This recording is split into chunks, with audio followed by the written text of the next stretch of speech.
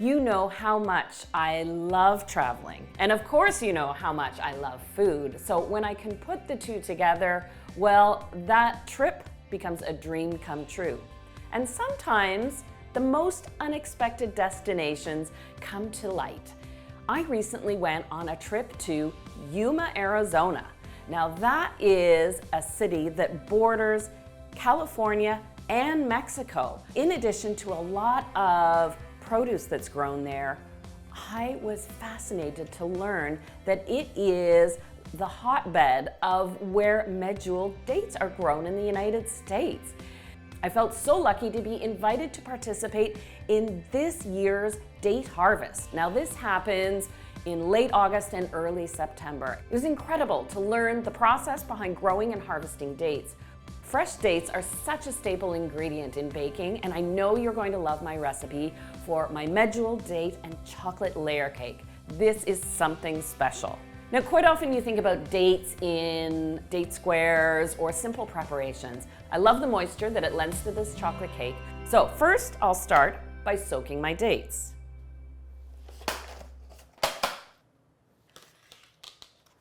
I'll start by weighing out my medjool dates. So it's 1.5 cups or 220 grams. And these dates already come pitted, so they're easy to use. But the nice thing about a medjool date is they're easy to pit. All you do is slice it lengthwise, and then the pit comes out so easily. You don't have to chop them before you soak them. But these fresh dates really give this cake moisture, a caramel flavor, and this cake stays fresh for days. I need about half a date there. 220, excellent. I'll also add 2 ounces of dark baking chocolate. And I also add a teaspoon of baking soda. This helps the dates to really soften up when I pour the boiling water over them. I've got my water already boiled, and I need 1 2/3 cups.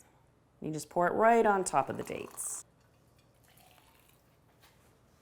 I'll give that just a little stir, just to make sure the water gets down there. And now I want to let this sit until the water cools to just about room temperature. While I let these soak, let's talk about medjool dates a bit. When I visited the date grove, I got to see firsthand how these delicious fruits are grown. A fresh date comes off the tree looking exactly like how you buy it in the grocery store. It's absolutely amazing. It's plump and juicy, and a medjool date is really soft and easy to handle, which is why it's fantastic for cooking and especially for baking. The medjool date is called the king of dates, and here's why. The medjool date in particular, it's bigger in size, has a lot of more moisture content because of the region where we're at. There is a very, very high quality product that we can produce and provide to the public with as natural as it's going to get to them, to the table. As soon as I arrived to the date grove, they sent me up a date palm, and I was able to try my hand at harvesting dates, and I can appreciate the hard work. Ernie guided me through the process to make sure you hold the bag first, you give it a good shake to loosen all the ripe dates. They just fall off the stem. Then you untie the bag into a basket that gets lowered down, emptied onto trays, and then the process goes on, one tree after another. There are up to 13 trips up a date tree in a harvest season, between pruning and thinning the date bunches, tying the netting on, and then harvesting ideally once, but usually 2 to 3 times. This all has to happen in a matter of weeks because dates ripen, well, when they're ready. And what it takes is 100 days of 100-degree Fahrenheit weather. And that is 24 hours of 100-degree Fahrenheit in order for those dates to ripen. We're in a desert area, and it's perfect for this particular crop. Growing medjool dates in this region of the US actually has a lot of history. It's been around for almost 100 years now. They propagate the date palms simply by grafting, taking from one palm and growing it right from the ground up. And kind of like grapevines, it can take 7 years before a date palm is big enough and mature enough to actually produce a good amount of fruit. but one date palm can produce 100 kilos of dates in its season. That's pretty amazing. I think I go through about 100 kilos of dates in my baking season. You know, a date grove is actually a serene feeling place. And what surprised me was when I went up into the date palm, I thought, oh, it is going to be so stifling hot because it was 100 degrees Fahrenheit, but you're actually under the shade of the palm fronds and it's quite cool. There's a little bit of a breeze. There's not a lot of humidity in the air and it was comfortable, though I can appreciate the hard work that goes into hand harvesting medjool dates. It really is remarkable. Now that my water has cooled and I know my medjool dates are nice and soft and the chocolate will have dissolved into the water. So now it's time to puree this. You can use a food processor or an immersion blender.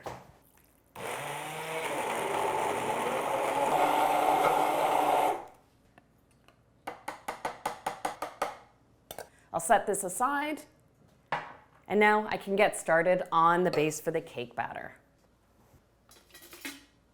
The nice thing about making a cake recipe using dates is because of their moisture, you actually need less fat in your recipe. So this 2-layer chocolate cake only calls for a 1/4 cup of butter in the batter. Now I'll add my light brown sugar. The combination of the brown sugar plus the caramel notes of the medjool dates really makes this a rich tasting cake without being too heavy or overwhelming. Now I'll add my 2 eggs.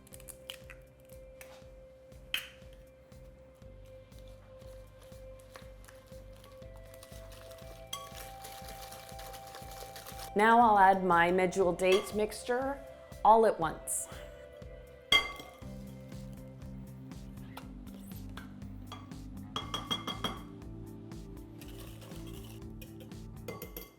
Another great thing about this cake recipe, it's a 1-bowl wonder. I'm gonna place my sifter right on top and sift in my dry ingredients. First, my flour, and I use Dutch processed cocoa powder. Now, Dutch processed cocoa powder has gone through an alkalizing treatment. It reduces its acidity, which intensifies its color, it brings up its flavor, and it is actually my favorite cocoa powder to bake with. But it also gives me control when I add my baking powder. This cake bakes up nice and level, so you won't get a dome to the top of your cake. A teaspoon of baking powder, a little bit of salt, and then what I love to add to this cake recipe, and a nod to the fact that I was very close to the border to Mexico when I visited the medjool date farm, I'm adding a 1.5 teaspoons of cinnamon, but definitely not that much cayenne. You can add just a pinch if you want, or up to 1/2 teaspoon. It just adds a nice bit of a warm kick, and the smell of the cinnamon combined with the chocolate and then that caramel date flavor, ooh, so good. All you need to do now is whisk until the batter is smooth. Because of the pureed medjool dates, you will find the batter has a bit of a texture to it, but it shouldn't be lumpy. I've prepped my 8-inch pans by greasing them and lining the bottom with parchment paper. But you don't have to dust the sides with flour or anything. And divide the batter between the 2 pans. You want to give your pans a little tap, just in case there are any large air bubbles. And now these are ready for the oven. I've preheated it to 350 Fahrenheit, and they take about 30 to 35 minutes to bake. You test the doneness by inserting a skewer in the center. When it comes out clean of any liquid, maybe a crumb or 2, then you know you're good.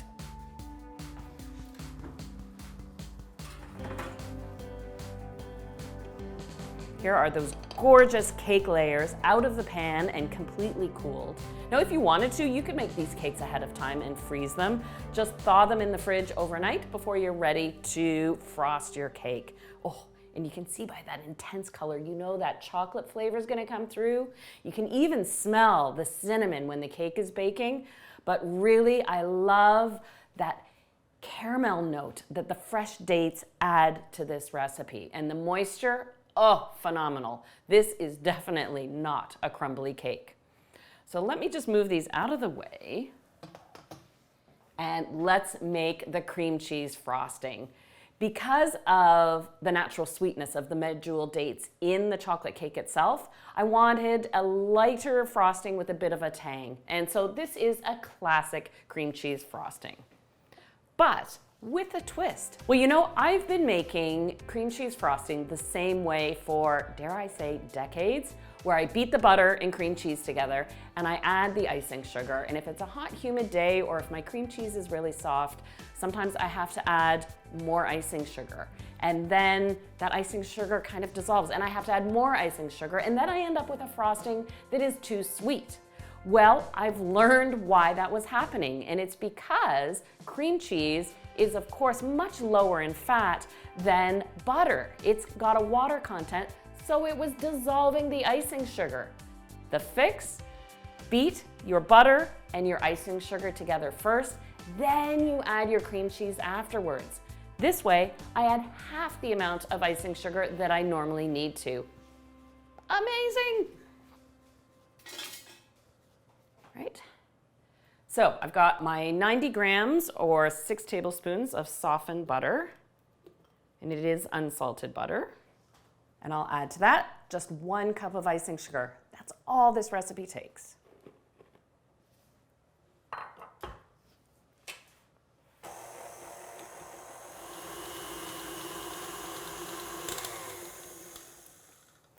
So now that my butter and icing sugar have had a chance to whip up, I can add my cream cheese.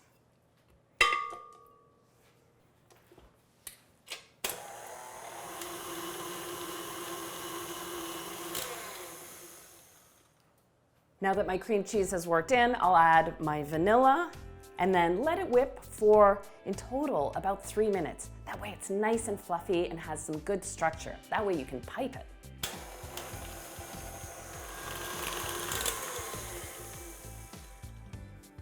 There we go. I now have my fluffy cream cheese frosting. It's up to you if you want to spread the frosting on the cake. I'm going to pipe it onto the cake. I've got a piping bag fitted with a large plain tip.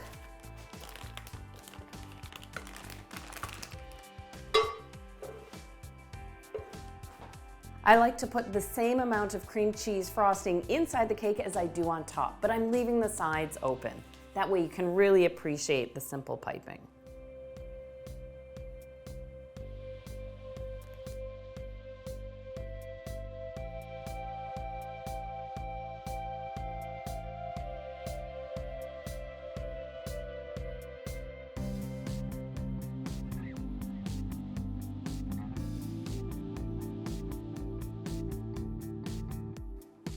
And now you want to pop this in the fridge to chill. An hour or 2 is really all it needs to set the frosting. That way you'll get nice clean slices. There you go. Once your cake's had a chance to chill, well, it's ready to slice. This would even suit a few birthday candles, wouldn't it? Medjool dates are the secret ingredient to this delicious chocolate cake recipe. These pureed medjool dates really give the cake batter a nice texture and some substance. I've come to appreciate the work that goes behind growing, harvesting, and even sorting medjool dates. All of it essentially is by hand, from picking the dates to hand sorting, even grading them has to be done by hand. I can actually smell the cinnamon, but this is just such a deliciously moist, intensely chocolatey cake with the cream cheese frosting. But at the heart, oh, those soft, delicious, caramel-tasting medjool dates. That's the secret behind this chocolate layer cake that I know you're going to want to make. It's fancy enough for a special occasion, but easy enough to make for a weeknight treat. I really do hope you give this recipe a try and join me again for another Food Travel Diary.